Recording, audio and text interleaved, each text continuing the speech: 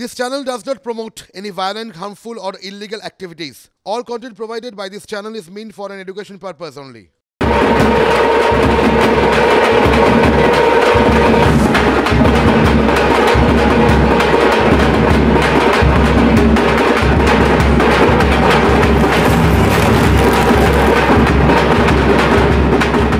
এও রাজনীতির এক বিরাট অস্ত্র, বিশেষ বিশেষ জায়গায় অস্ত্র। নেতা, অভিনেতা, খেলোয়াড়দের মতো সব বিশাল বিশাল সব কাট আউট, আর সেই সমস্ত কাট আউট ঘিরে ভক্তদের নাচানাচি, বাজি টাজি ফাটছে, তাসা পার্টি উদ্দাম বাজাচ্ছে, দুধ টুধ ঢালা হচ্ছে।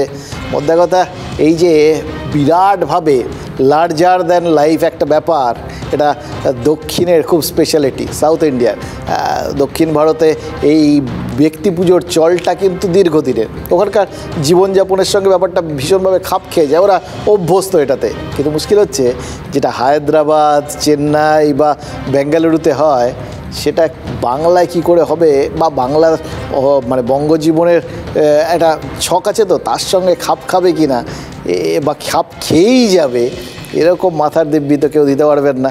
ওই অস্ত্রটা ওখানে অস্ত্র হতে পারে, এখানেও অস্ত্র হবে, এরকম গ্যারান্টি কি কেউ দিতে পারবেন? হ্যাঁ, দেখুন, আমরা অ্যাকচুয়ালি তো এরকম ব্যক্তি পুজোয় অভ্যস্ত নেই। আমরা ছেড়েছি অবশ্য অনেক কিছুই তো আমরা অভ্যস্ত ছিলাম না। এখন তো দিব্যি অভ্যস্ত হয়ে গেছি।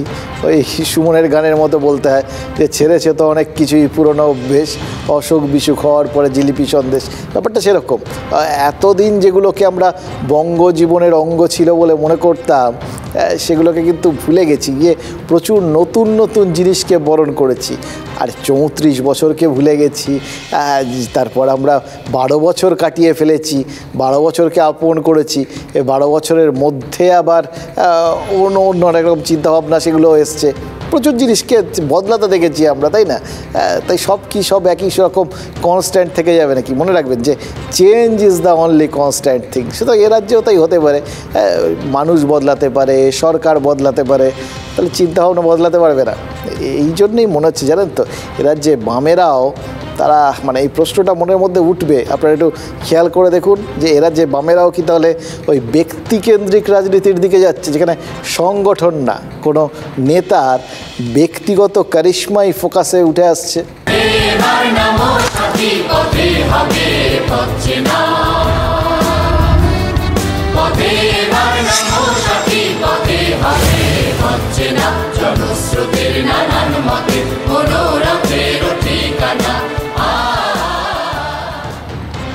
আগামী 7ই জানুয়ারি ব্রিগেডে ডিওয়াইএফআই এর সভা, আর এর মাসখানেক আগের থেকেই তো সিপিআইএমের যুব সংগঠন ইনসাফ যাত্রা করছে। কুচবিহার থেকে কাকদ্বীপ পর্যন্ত নেতা, কর্মী, সমর্থকরা হাঁটছেন আর কি। প্রচুর মানুষ হেঁটেছেন, রোজ হেঁটেছেন, ভিড় হয়েছে প্রচুর। কিন্তু ব্রিগেড যাত্রার আগে বামেদের এই প্রচারের কেন্দ্রবিন্দু কিন্তু একজনই, মীনাক্ষী মুখোপাধ্যায়। মীনাক্ষীর ছবি দিয়ে বড় বড় তোরণ, বড় বড় হোর্ডিং লাগানো হয়েছে হুগলিতে। কোন্নগর থেকে উত্তরপাড়া পর্যন্ত যান, দেখবেন চারপাশ থেকে আঙুল উঁচিয়ে দাঁড়িয়ে রয়েছে মীনাক্ষী মুখোপাধ্যায়। তাহলে কি বামেরা সংগঠন থেকে ব্যক্তির দিকে বেশি ঝুঁকছেন, মানে ব্যক্তি মীনাক্ষীকে সংগঠনের থেকেও বেশি গুরুত্ব দিচ্ছেন? বামপন্থী রাজনীতির যেটা প্রাথমিক পাঠ, সেটার সিলেবাস কি সবার অজান্তেই আমরা বদলে যেতে দেখছি নাকি? মানে দেখুন, এটাই তো ব্যক্তি নয় সমষ্টি, এটাই তো সব সময় আমরা শুনে এসেছি যে ব্যক্তি কখনো ইনস্টিটিউশনের থেকে বড় হয় না। এখন সব কিছুকে বদলে যাচ্ছে। দেখুন, এ রাজ্যে 34 বছরের বাম শাসন ছিল, সেই 34 বছরে বামেদের আলাদা করে কোনো ব্যক্তিকে প্রতিষ্ঠানের থেকে বড় করার প্রয়োজনীয়তা আমরা অন্তত দেখিনি। আমার তো মনে হয় আসলে বাঙালি চিরকাল এই জিনিসটাই ভেবে এসছে, তার সঙ্গেই এই ব্যাপারটা খাপ খেয়ে যায়। মানে এই ব্যক্তিকেন্দ্রিক বিষয়টা ঠিক আমাদের এখানকার বাংলার চরিত্রের সাথে খাপ খায় না, এটাই তো আমরা জেনে এসেছি। হয়তো তখন বামেরাও সেটাই মনে করতো। আত্মম্ভরিত জিনিসটা বাঙালিদের একটু চিরকালই, নিজের ঢাক নিজে পেটানো, এগুলো লোকের ব্যাপারটা খুব একটা পছন্দ না। তারা ব্যক্তিকেন্দ্রিক ব্যাপারটা ওই জন্যই খুব একটা এখানে হালে পানি পেত না। অন্তত বামেদের ক্ষেত্রে আমরা সেটা দেখেছি। কিন্তু তাহলে হঠাৎ এটা কি হলো? দক্ষিণপন্থী কোনো দল হলে তবু কথা ছিল, বামেরা এরকম ব্যক্তি নির্ভর হয়ে পড়ছে কেন? প্রমোদ দাশগুপ্ত, জ্যোতি বসু, বুদ্ধদেব ভট্টাচার্য বা বিমান বসু, কারো ছবি দিয়ে এরকম কাট আউট বা তোরণ বানিয়ে কি সিপিআইএম এর আগে কোনো প্রচার করেছে? চোখে পড়েনি। কিন্তু আগে যা করেনি তা এখন করতে পারবে না এরকম মাথার দিব্যিও কেউ দেয়নি। ওই বললাম, যুগের সঙ্গে সঙ্গে বাঙালি তো বদলাচ্ছে, সমষ্টি নয়। হয়তো মনে করছে ব্যক্তির দিকে ঝোঁকাটা ভালো, তা দেখে হয়তো বামেদেরও সেটাই মনে হচ্ছে। এই মুহূর্তে যে ব্যক্তিকেন্দ্রিক ব্যাপারটা বেশ জমজমাট, সেটা তো চারপাশে বিভিন্ন ব্যক্তি আর ব্যক্তিত্বের বিভিন্ন খেলা দেখে বুঝতেই পারছেন। খেলা হচ্ছে চারপাশে, প্রত্যেকে ইন্ডিভিজুয়াল গেম খেলছে, আমরা দেখে নিয়েছি। সেটাই হয়তো ব্যাক অফ দ্য মাইন্ডে কাজ করেছে যে এই বামেদের, যে এবার একটু ব্যক্তিকেন্দ্রিক রাজনীতি করা দরকার। আসলে অনেক রকম স্ট্র্যাটেজি করে দেখা তো হয়ে গেল, মিটিং মিছিলে ভিড় হলো, কিন্তু সেগুলো ভোট বাক্স অবধি গেল না।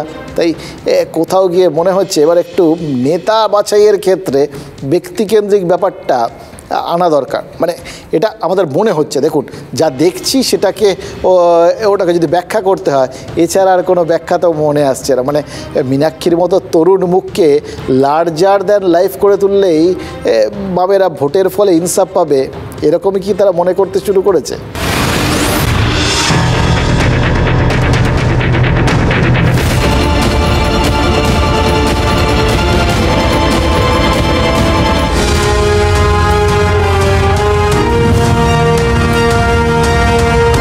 দেখুন, গোটা ব্যাপারটা না একটু অন্যভাবে দেখা দরকার, জানেন তো। আমি গোটা বিষয়টা দেখতে দেখতে মনে হচ্ছিল যে দেখুন, এই মুহূর্তে বামেদের অবস্থান শূন্য বাংলার রাজনীতিতে, অন্তত ওই বিধানসভায় উপস্থিতির বিচারে শূন্য।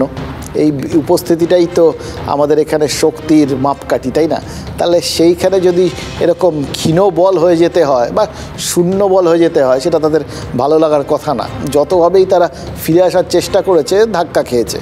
এবার তার একটা বড় কারণ, যেটা বারবার লোকেদের সাথে কথা বললে উঠে আসে, 34 বছরে যে নেতাদের মুখগুলো সাধারণ মানুষ দেখেছেন, কোনো না কোনোভাবে তাদের ওপর একটা অ্যালার্জি তৈরি হয়েছিল, একটা অপছন্দ তৈরি হয়েছিল, সোজা কথা পছন্দ হচ্ছিল না। এবার সেই জন্যই তো তারা বদলটা এনেছিলেন। 34 বছরের সরকার তো আর এমনি যে মানে বদলে যায় না, আর সরকারের মুখ বলে কিছু হয় না, সরকারের মুখ তো এই নেতাদের মুখগুলোই। ফলে সেগুলোই কোনো কারণে একটা অ্যান্টিগনিজম তৈরি করেছিল, কোথাও একটা লোকের মধ্যে একটা বিরক্তির ভাব তৈরি করেছিল। সেই জন্যই তো এই হাল। এবার সেই জায়গার থেকে বেরিয়ে আসতে গেলে এই এত বড় একটা নেতৃত্ব, তারা অবশ্যই এটা ঘটনা, তাদের অনেকেরই বয়স হয়েছে, শারীরিক বা মানসিক সক্ষমতা নিয়ে প্রশ্ন উঠতে শুরু করেছে। তো একদিকে লোকের অপছন্দ, অন্যদিকে এই মানে কালের নিয়মে যেটা হয় আর কি, শারীরিক বা মানসিক সক্ষমতার প্রশ্ন, সব মিলিয়ে মিশে যদি এদের সরিয়ে রাখতে হয়, একটা নতুন প্রজন্মকে তো তুলে নিয়ে আসা দরকার, নতুন মুখ দরকার। লোকে তো বলবে যে ওই পুরনোরা নেই, তাহলে আর নেতা কে? এটা নেতাকে তো চেনাতে হবে। সেই জায়গার থেকেই কি তাহলে বামেরা নতুন মুখ চেনানোর উদ্যোগ নিয়েছে? বামেরা বলতো ব্যক্তি পুজোয় বিশ্বাস করি না। ঠিক যে সময়টায় জ্যোতি বসুর বেশি ছবি দিতে তারা আরম্ভ করলো, তারপরেই জ্যোতি বসুকে অবসর নিয়ে বাড়ি পাঠিয়ে দিয়েছিল। ফলে এরা যার ছবি বেশি দেয়, অ্যাকচুয়ালি তার সম্পর্কে কী ভাবে সেটা আরও কিছুদিন না গেলে বোঝা যাবে না। নতুন মুখ নেই বামেদের, এইটা এতদিন বলা হচ্ছিল। এখন নতুন মুখ দেখেছে, দেখে আবার তাদের বিড়ম্বনা, এসব প্রশ্ন অনেকে থাকতে পারে। এক এক জায়গাতে এক এক রকম মুখ কেউ পোস্টার দিতে পারেন, কিন্তু বামেদের মুখের কোনো অভাব নেই, এ নিয়ে কোনো সন্দেহ নেই যে মীনাক্ষী আমাদের সংগঠনের, যুবদের সংগঠনের সম্পাদিকা মানে ক্যাপ্টেন তো বটেই।